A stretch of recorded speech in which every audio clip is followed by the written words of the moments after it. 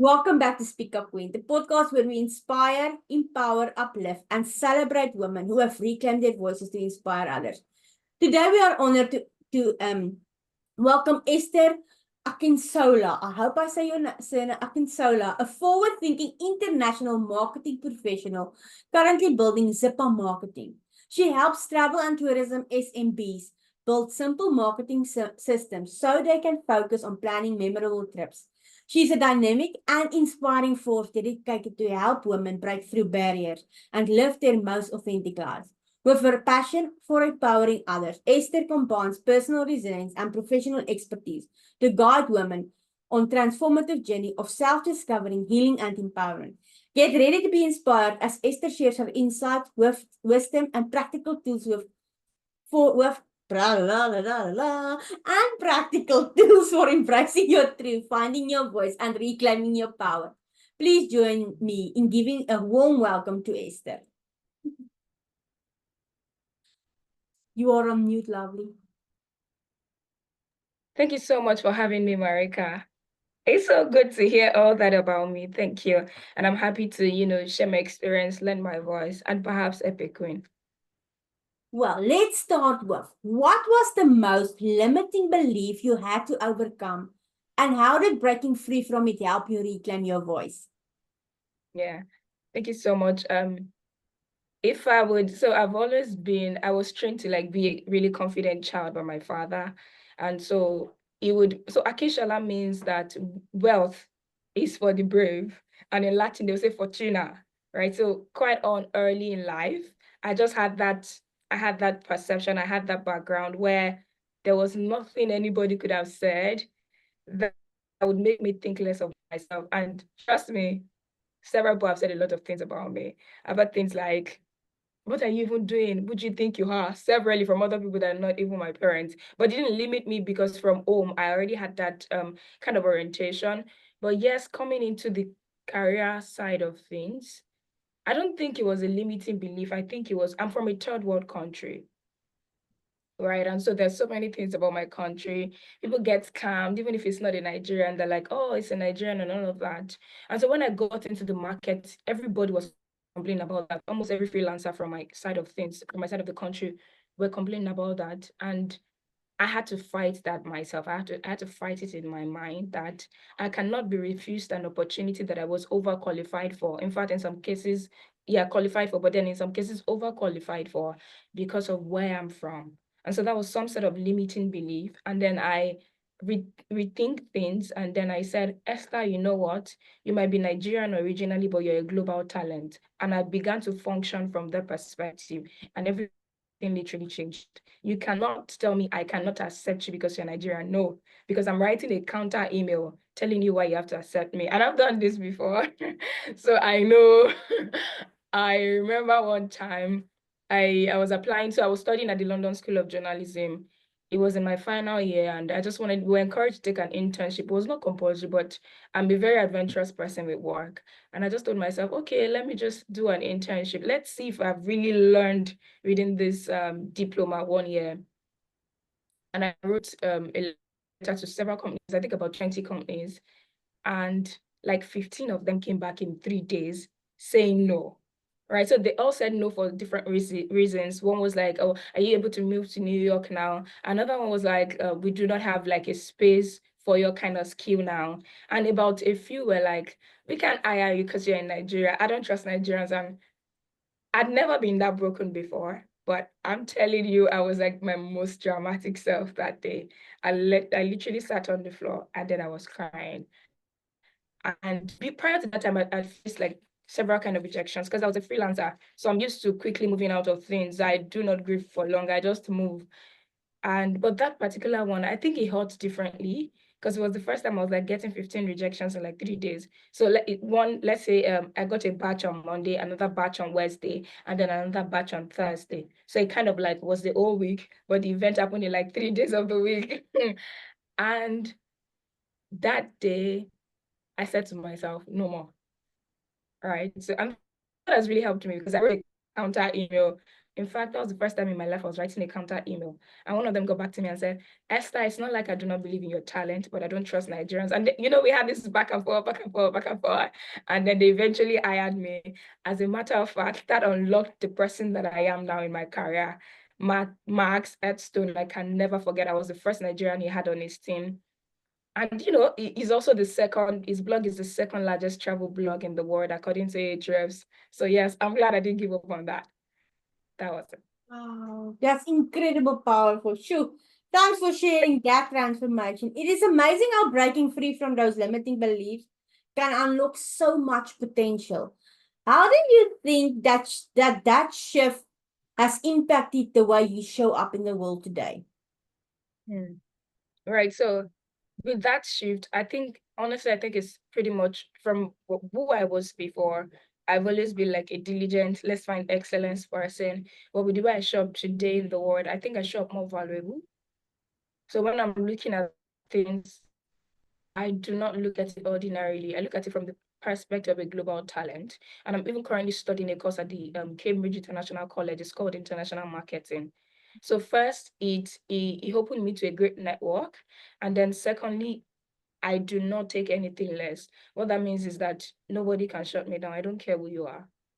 You'll have your say because you're supposed to have your say anyways. You'd have your opinion because you're supposed to have your opinion anyways. And I'm not going to price myself lower because you think I'm Nigerian or because I'm Black.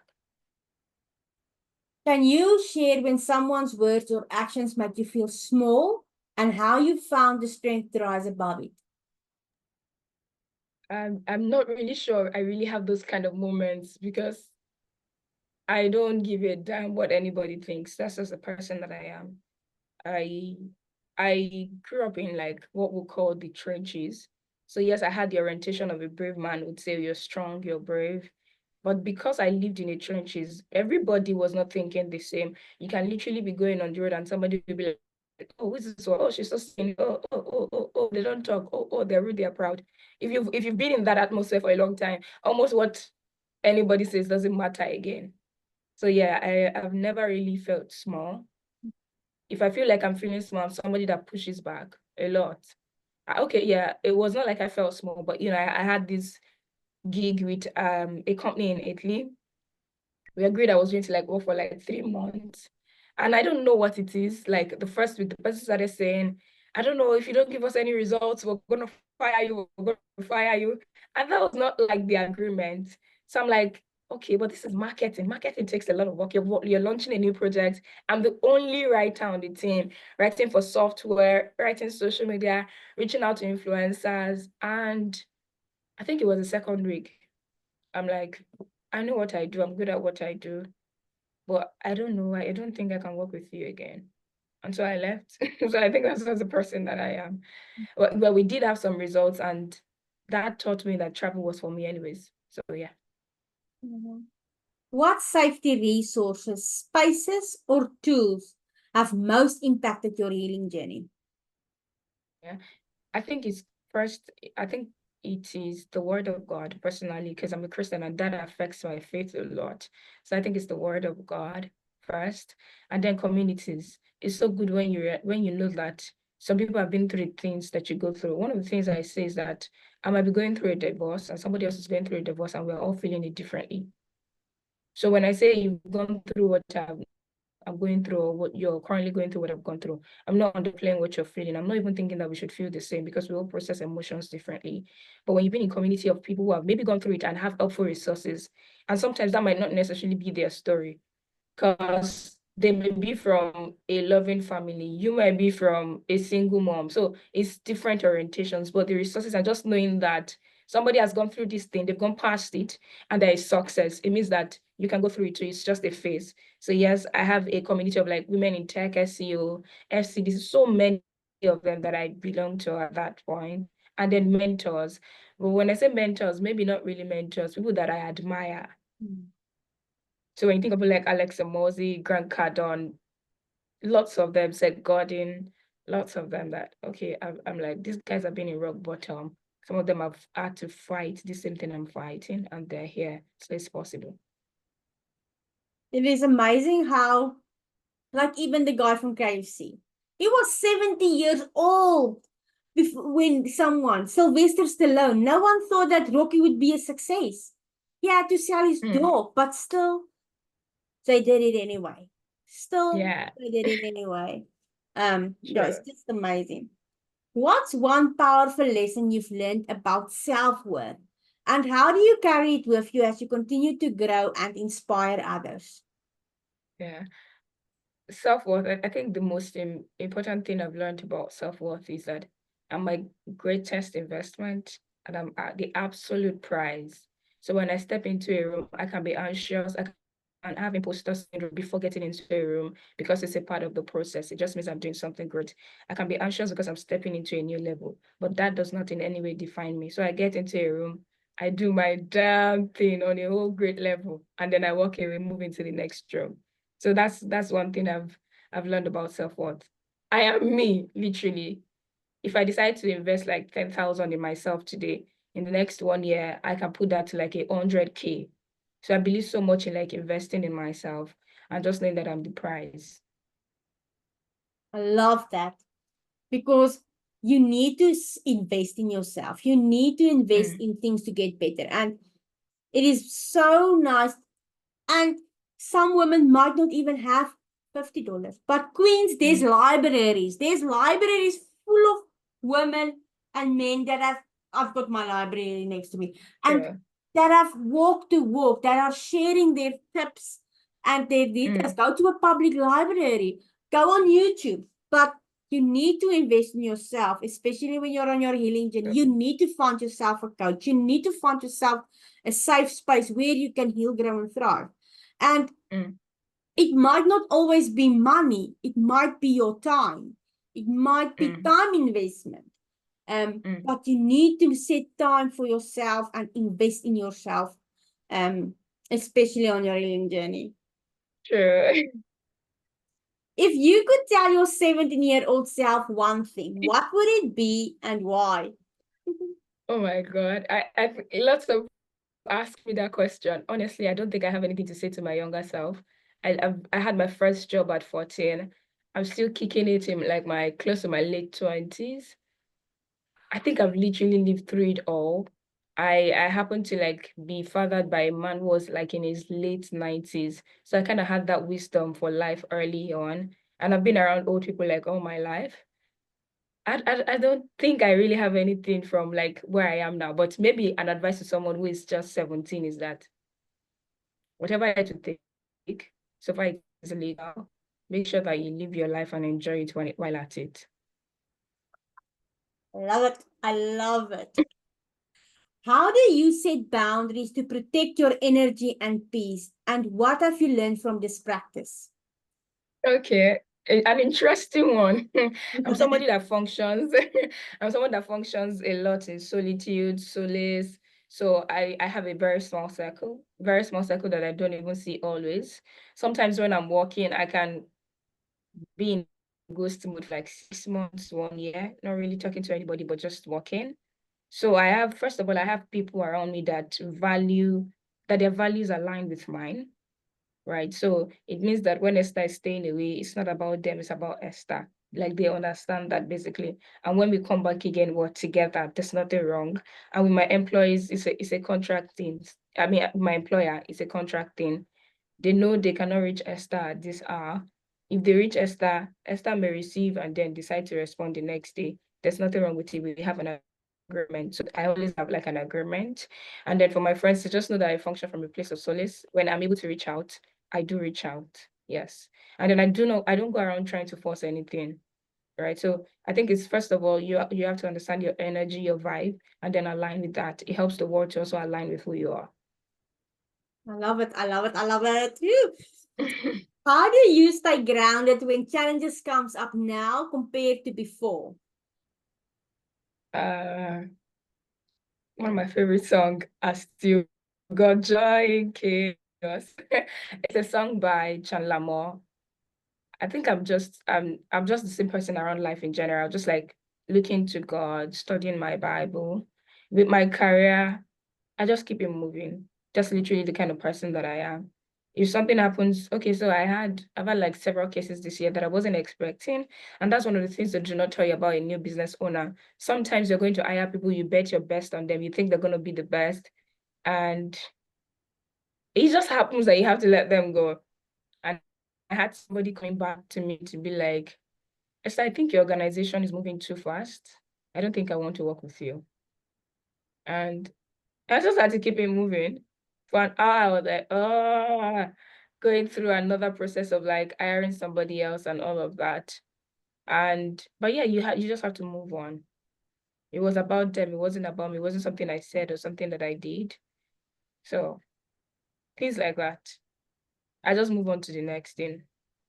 And I kind of told myself that I keep telling myself, because it's not easy to not really get surprised by anything. If I get surprised, I'm going to let it to hold me down. I'm committed to the mission. I'm committed to the calling. Yes, by extension, I'm supposed to be committed to the people and because they're in the vision. But sometimes I have to be able to like detach when things are going wrong and say, okay, yes, this has gone wrong, but I have a calling, I have a vision. How do you define thriving today? And what mindset shifts or practices help you embrace that definition? Okay, so I didn't quite get that question. I think I missed the first part. How do you define thriving today? And what Hmm. mindset shifts or practices help you embrace that definition?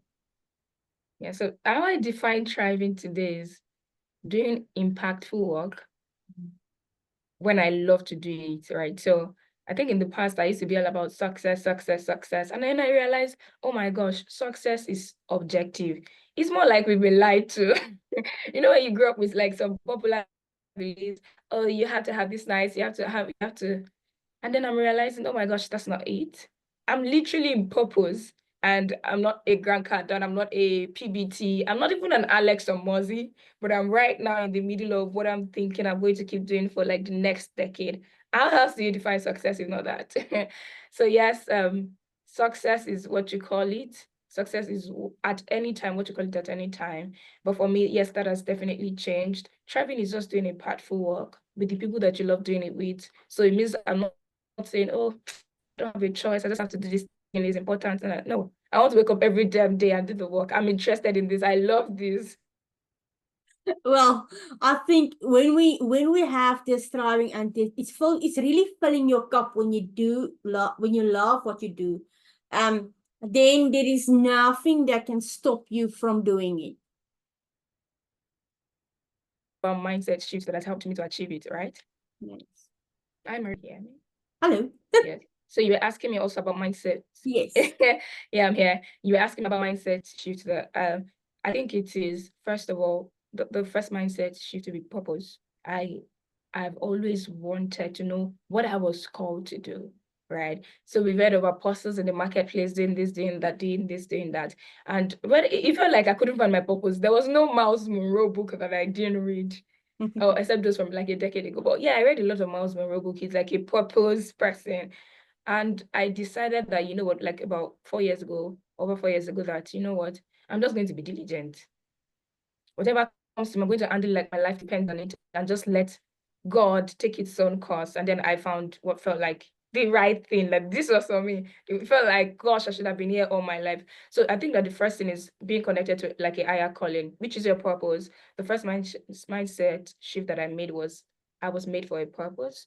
Everything happens for a purpose. And so that kind of re-engineered things for me. The second thing would be not giving up on yourself. Even if you think you've not eaten it, but you think, oh my gosh, I've been working so hard. When is this thing going to come? Just keep doing, stay on the journey, stay on the course. You're eventually going to get into it. And then I think the third thing is just having fun, doing your own thing when you're supposed to do it, and then living life intentionally. Oh, I love it. I think you were talking now to me. I think you were like talking directly to me, and I'm like, yes. Okay, Esther, I will listen to you. Because that is the amazing part of every woman that's coming on to Speak Up Queen. I learned so much about you as a speaker, but also as my parts of myself that I even didn't even touch base on. And sometimes it's just that small reminders that the people that you are aligned with, they will tell you the truth and they will hit some spots like, ooh, that's true. I haven't think about that in a month or a year, but that is definitely true. So thanks for sharing that. The last question. What made you decide to be featured on Speak Up Queen? And how does it feel knowing that there's a safe space for women to share their stories and inspire others? Fantastic. So I think I'm going to start from here. I come from like a marginalized race, and I don't think anybody has spoken bad about me. I don't every opportunity I've had at the top. I currently run my own tourism agency. It has been given to me by a man. But sometimes when I speak with women, they're like, oh, they're trying to get into spaces and a man try to shut them down, or a man is not revealing the secrets. And sometimes I sit down and I ask myself, no man has ever said no to me. It's not because they are men. There are different reasons why you could get a no. But then I told myself, I said, fine, I do not want to focus on what a man would say, because then it would now make me want to make that person feel good, and like trying to please them, trying to make them feel like, oh, if I don't get past a man, I can't get past my goal. And that's never a mental space that I've never been and will never be. But then I understand that there are probably some people in other countries, or, just doing other stuff, and they have to go through that because of, maybe some bad people at the top. I'm like, okay, for these people, maybe I'm going to share my tactics. I'm going to lend my voice. And so when I saw Speak Up Queen, it kind of like resonated. I'm like, okay, let's do some speaking up on how queens can literally thrive anywhere, because you do not need anybody's permission to shine. And if you're on your way to shining, no one really has the right to say no to you. But then we know how life can be. Life is literally not fair. So what do? You constantly get your voice back. You push through until you have your way. So I thought, okay, let's come on Speak Up podcast. I think I need to really share this side of how I imagine things to be. Well, Esther, thank you so much for sharing your powerful and inspiring story with us today. Your journey reminds us of the strength and courage it takes to heal, grow, and thrive. To everyone tuning in, remember your voice and your story have the power to create and inspire change. If today's episode resonated with you, don't forget to subscribe, comment, and share with someone who needs to hear this message. Until next time, Queens, keep speaking up and embracing your power.